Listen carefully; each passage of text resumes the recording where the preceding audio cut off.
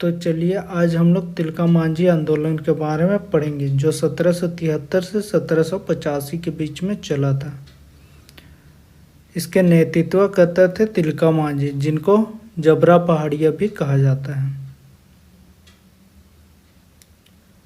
तो तिलका मांझी जो थे अंग्रेजों के विरुद्ध शहीद होने वाले प्रथम आदिवासी थे। इसका जो आंदोलन क्षेत्र था वो था संथाल परगना और भागलपुर का क्षेत्र। इसका प्रमुख कारण था जब 1770 ईस्वी में संथाल परगना क्षेत्र में अकाल पड़ जाता है, तब वहाँ के पहाड़िया जनजातियों ने लूटपाट स्टार्ट कर दिया था और अंग्रेज़ों ने उन्हें राहत देने के बजाय उनका दमन करना स्टार्ट कर देता है, जिसमें अगस्टस क्लीवलैंड जो फूट डालो शासन करो की नीति अपनाते हैं और इनका दमन करना चाहते हैं। इसके विरोध में ही तिलका मांझी ने तिलका मांझी आंदोलन का शुरुआत किया था। तो दमन करता था इसके अगस्टस क्लीवलैंड और आयरकुट। तो चलिए इसके विस्तृत जानकारी प्राप्त करते हैं। जब अकाल पड़ा था तो जो अगस्टस क्लीवलैंड थे वे फूट डालो शासन करके नीति अपनाते हैं।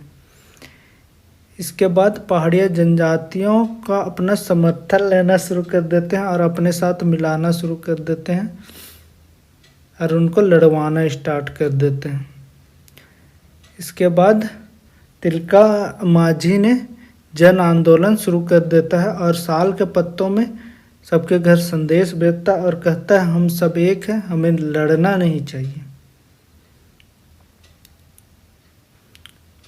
और इसके विरोध में तिलका मांझी ने 13 जनवरी 1784 में भागलपुर में क्लीवलैंड की तीर से मारकर हत्या कर देता है। इसके बाद वह राजमहल की पहाड़ियों के बीच में छुप जाता है और वहाँ से छापामार युद्ध करने लगता है राजमहल पहाड़ी से। 1785 में आयरकुट द्वारा जौराह की सहायता से तिलका मांझी को धोखे से पकड़ लिया जाता है और भागलपुर के एक बरगद के पेड़ में उसे फांसी दिया जाता है। तो वो बरगद का पेड़ में अभी एक चौराहा या चौक बन गया है, जिसको बोलते हैं अभी तिलका मांझी चौक। तो इसमें इम्पोर्टेंट फैक्ट है, तिलका मांझी को और एक नाम से जाना जाता है जबरा पहाड़िया।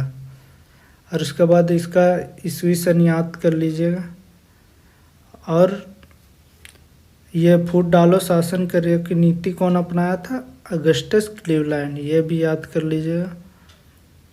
और दमन करता कौन थे इस आंदोलन के, अगस्टस क्लीवलैंड और आयरकुट थे।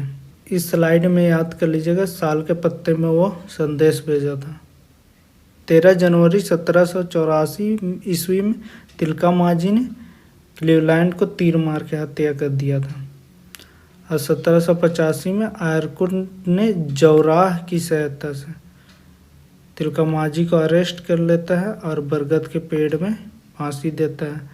और वो बरगद का पेड़ जहाँ पर फांसी दिया गया था वो अभी तिलका मांझी चौक के नाम से जाना जाता है, तो वो भी याद कर लीजिएगा।